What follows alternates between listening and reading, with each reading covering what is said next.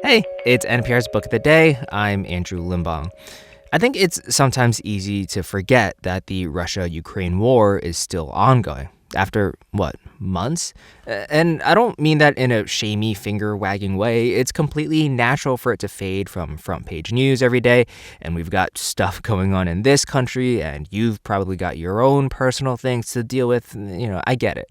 But the war is still going on, and we've got two kind of wildly different perspectives on it on the pod today. In a bit, we've got a look at Vladimir Putin's rise to power in the form of a graphic novel. But first, You Don't Know What War is a book written by a 12-year-old girl from Ukraine named Yeva Skalietska, and it's adapted from diary entries that she's been keeping since the beginning of the war. This interview with NPR's Deepa Fernandes gets kind of heavy as she talks about the friends she's left behind, her old home that got destroyed, and how she knows there isn't a future for her there anymore. More than 7 million refugees have been recorded across Europe as a result of the war in Ukraine. And the lead refugee agency for the United Nations says 2/3 of those who've left Ukraine are children. We don't often hear their stories, and so we want to bring you one now. Yeva Skalietska is 12 years old. She wrote about her experiences in the new book, You Don't Know What War Is, the diary of a young girl from Ukraine. Yeva, welcome. Thank you. Yeva, the title of your book is You Don't Know What War Is. And Yeva, it made me realize I don't. Maybe you can read a little to us so that we do get a sense of what war is actually like. Could you read to us from day one of the war? Yes. My hands were shaking, my teeth rattling. I felt fear all around me. I realized I was having my first ever panic attack. Granny kept trying to calm me down, telling me I needed to focus. She put a cross pendant across my neck and then put her jewelry box away in the wardrobe. I checked my phone. A discussion about what was happening had broken out in our school chat. Once we were ready, we ran out onto the street and headed for the basement. We went inside and I started feeling panicky again. I couldn't breathe, and my hands turned cold and sweaty. The war had begun. My goodness, Yeva, that just sounds so scary. What did you do when those feelings of fear, when a panic attack came on? How did you help yourself through it? I was trying to calm myself, and I met other children from my block of flats, apartments in the shelter, and we had small games that that could attract ourselves. But it was painful to share our emotions, but we tried to support each other. And I started keeping a diary because it was for me easier to write my emotions, everything that happened with me through the fear that I lived through. You and your granny, who you lived with, she's been raising you. You both managed to leave Kharkiv pretty early in the piece, and through a series of your granny's friends and their friends, you actually made it out of Ukraine, and you made it to Ireland, where you are now. How would you describe how different it is there in Ireland from where you grew up in Kharkiv? So in Ireland, I started school, which is so different than Ukraine. And I think the nature and weather, especially weather, can change any minute. And language, English language for me is like something new to know, but I cope with that. I know from reading your book that many of your friends from school weren't as lucky to make it out of Kharkiv as quickly as you and your granny did.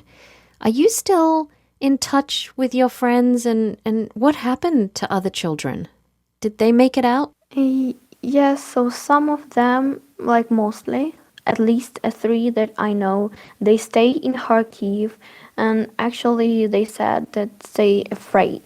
And I'm staying in contact, and I'm speak every week with them. And usually we just keep in touch or texting each other. You say that you hope you'll be able to return home one day. What do you miss most about home? I think the most I miss is for my school and for my friends, and I really miss actually my apartment's destroyed, and it's so pity because I spent all of my childhood, but I understand that it will not be like before. And probably someday maybe I will back to see what's happened with my city. And I know there is no future there because universities, schools, everything is destroyed, and very dangerous in forests and rivers and even in the normal roads because everywhere is bombs. So I hope maybe when everything will be safe, I hope probably I will back to see my friends. Yeva Skalietska is 12 years old. Her new book is out today. It's called You Don't Know What War Is, The Diary of a Young Girl from Ukraine. Yeva, thank you so much for telling us your story. Thank you. The art style in this next book, Accidental Czar, The Life and Lies of Vladimir Putin, is kind of cartoony looking, kind of minimalist, looking a little bit like Dilbert, to be honest. But don't mistake its aesthetic for a lack of rigor. Writer Andrew Weiss is a former White House Russia expert, and he and NPR's Louise Kelly get in deep on what makes Putin tick and what the actual risk of a nuclear war is. It can be all too easy to paint Vladimir Putin as a cartoon villain, a thug, an evil genius, a spy schooled in the black arts of the KGB. It can be so easy that, in fact, Andrew Weiss has done it. Weiss is a Russia expert. He has met Putin, has tracked him from posts at the State Department, the Pentagon, and the White House. And now Weiss has written, as he pitched it to me, a seriously quirky graphic novel about the Russian president. The book is titled Accidental Czar, The Life and Lies of Vladimir Putin. Andrew Weiss, welcome. Thanks so much for having me. This book is a joint venture. It's written by you. It is illustrated by Brian Box Brown. And y'all really do have Putin resembling a comic book villain. Like literally in one frame, he's shooting lasers from his eyes at his enemies. Why did you want to tell Putin's story this way? Well, for more than 20 years, the Kremlin has deliberately been trying to make Putin seem like a larger-than-life James Bond-style super spy. That's why we always see him carrying weapons, prancing around without a shirt on, that kind of thing. The Russians are masters at getting in our heads and shaping the way we think about things. What the Kremlin doesn't want you to know was that Putin was actually an undistinguished mid-level former KGB officer. And then he washed out of the KGB after barely making it to the rank of lieutenant colonel. The Kremlin wants to fuzz all of that up. I have read my share of Putin books. You open yours with a remarkable story that I had not heard before, to do with Putin's parents, in particular his mother, in post-war Leningrad, now St. Petersburg. Would you briefly tell us what happened? So the siege of Leningrad was one of the most brutal moments of the Nazi invasion of the Soviet Union. People starved to death and resorted to incredible, horrible things to survive. And Putin's father, who was fighting in the Soviet Red Army, came home wounded from the war and basically found his wife on a pile of corpses in a cart being taken away. Putin's dad plucked her off the cart and brought her home and nursed her back to health. It's horrific. How do we know it's true? How do we know that happened? Well, as with everything with Putin, you're not totally sure. But what we do know for sure is that his mom barely survived the war. And Putin had an older brother who didn't survive the war. He was taken from the family, put in an orphanage so that he would have enough to eat. But he died of diphtheria during the war and was buried in a mass grave. Putin never met his brother. So that tells us a little bit of, you struggle to imagine what impact that would have on a child, that's what was happening to their family. I want to fast forward to 1966. Putin is now in 9th grade, and you write about how he walked up to the big KGB building in Leningrad. With what aim? So he had been a real screw up as a kid. He'd basically been a street thug. And it was his love of the KGB, studying judo, studying German, that made him get his life back on track. And so when he was in high school, he walked up to the front door, knocked on the door and said, "I want to work here." And the person who answered the door said, "Kid, get out of here, beat it. We don't take walk-ins." Especially not ninth grade walk-ins. It's a stretch. Exactly. But then Putin said, "Well, how do I get a job here?" And the guy said, "You need to go to college." And that's what Putin did. He threw himself into being a good student. And for a working class kid from the wrong side of the tracks, getting into the most prestigious school in Leningrad was no small feat. Yeah. Well, he does it. I mean, in 1975, he enters the KGB. He's posted to East Germany, at the time a backwater. Those years have been much documented because people are so curious about how that may have influenced who Vladimir Putin became. What do you want us to take from that chapter, from those years in his life? The most important thing that Putin experienced in East Germany was the spontaneous unraveling of the German Democratic Republic, the DDR. He saw what happens when people take responsibility for their own freedom and their destiny. And it's the fear of that kind of situation that animates pretty much, I think, Putin's most deepest, darkest fears about the United States and what the ultimate agenda for the United States is with regard to Russia. Let me bring us up to today and Putin's war in Ukraine, a war that even there seem to be signs that he grasps that it is not going entirely to plan. How do you explain his miscalculation there? Part of it has to do with the fact that Putin probably had the worst work from home experience of any foreign leader. He retreated during the pandemic. He marinated himself in conspiracy theories and bogus history about Ukraine. But then the thing which we all have to remember is that Putin is an opportunist and an improviser. The U.S. withdrawal from Afghanistan in the summer of 2021 convinced him that the Zelensky government would crumble if Russia pushed for regime change in Kyiv and that the U.S. and the Europeans wouldn't push back. So he made an epic miscalculation, and he's paying an enormous price for that today on the battlefield. This next question is outside the scope of your book, but I want to take advantage of having a true Putin expert on the line to ask the Ukraine question that a lot of people are asking these days. Would Putin use nuclear weapons in Ukraine? What do you think?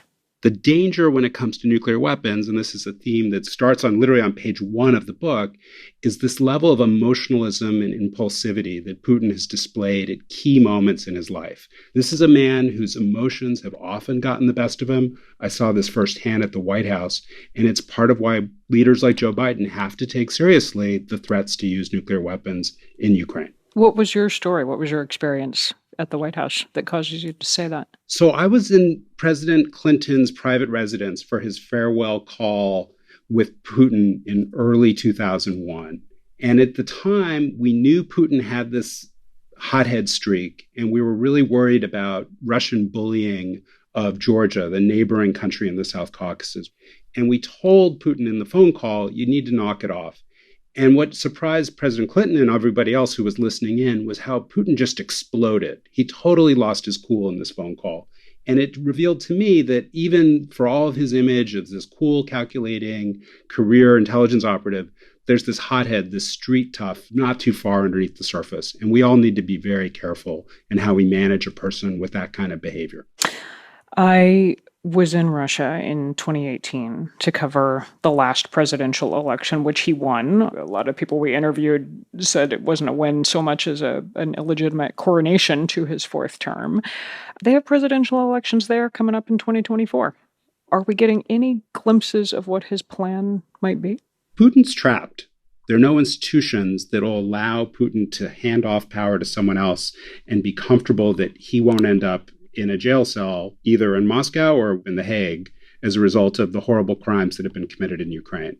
So the only real pathway for Putin is to stick it out, wait out the West, wait out Ukraine, and hope at some point we either lose heart or we stop paying attention to what's going on. That's basically what he's hoping for. And he's also hoping, of course, that we'll have elections in 2024 and there'll be a new U.S. president who's going to put the U.S. on a totally different trajectory.